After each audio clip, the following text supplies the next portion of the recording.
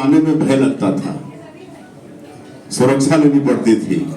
लेकिन जब झारखंड राज्य का निर्माण हुआ, भारतीय जनता पार्टी की सरकार बनी, तो ये समस्या का यहाँ पर समाधान हो गया था। उसके बाद कोई डर भय नहीं था।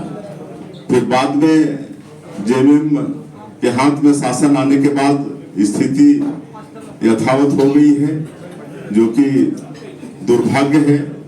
आज छत्तीसगढ़ और झारखंड एक साथ पैदा हुए हैं, लेकिन यहाँ पर राजनीतिक अस्थिरता रही है।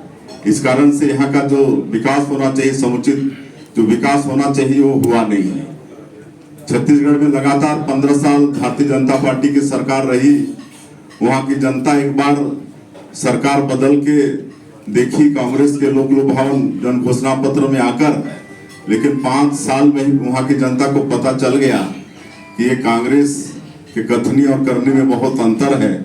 और अभी 2023 के चुनाव में फिर से भारतीय जनता पार्टी की सरकार छत्तीसगढ़ में बन गई है।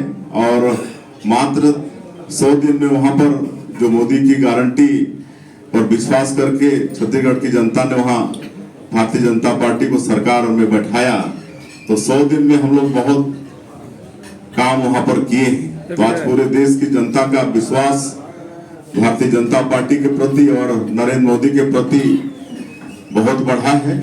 और मुझे पूरा विश्वास है कि यहाँ झारखंड में भी जो 14 लोकसभा की सीट है, उसमें से अधिकांश 12 सीट तक यहाँ पर भारतीय जनता पार्टी जीती है। और इस बार भी हमको लगता है कि ये सब भी रिकॉर्ड टूटेगा, कहे कि जिस तरह से जेएमएम की सरकार में झारखंड में भ्रष्टाचार हुआ है। और ये तो बड़े दुर्भाग्य की बात है कि यहाँ का मुख्यमंत्री भी आज भ्रष्टाचार के आरोप में जेल के अंदर में है। इससे और दुख की बात और दुर्भाग्य की बात क्या हो सकती है कि मुख्यमंत्री भ्रष्टाचार के आरोप में जेल के अंदर में है, और आज भी उनका बेल खारिज हो गया, ऐसा मुझे पता चला है। तो ये सब विकास यहाँ पर कुछ हो नहीं रहा है। एक तो केंद्र की योजना यहाँ की जनता तक पहुँच नहीं रही है, उल्टा यहाँ की सरकार भी लगातार भ्रष्टाचार में लगी है।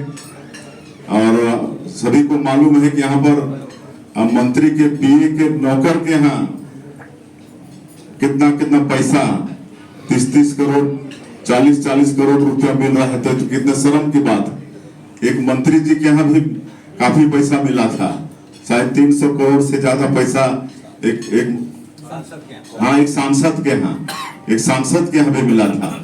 तो इस बार बिल्कुल लोकसभा के चुनाव में झारखंड की जनता कांग्रेस को और जेएमएम को इसका जवाब देगी और भारतीय जनता पार्टी को चुनेगी, ऐसा हमारा पूरा विश्वास है। मुख्यमंत्री चलेगा माहौल है। भारतीय जनता पार्टी गए हैं, तेलंगाना गए हैं, इसमें बहुत अच्छा है। नरेंद्र मोदी जी के प्रति विश्वास है। जिस तरह से उन्होंने 10 वर्षों में गांव, गरीब, किसान, मजदूर सबके लिए काम किया है। विश्व में जिस तरह से उन्होंने भारत का मान और सम्मान बढ़ाया है, और जिस तरह से आज पाकिस्तान की गिदड़ भभकी बंद हो गई है, तो इस सब से जनता का विश्वास बढ़ा है।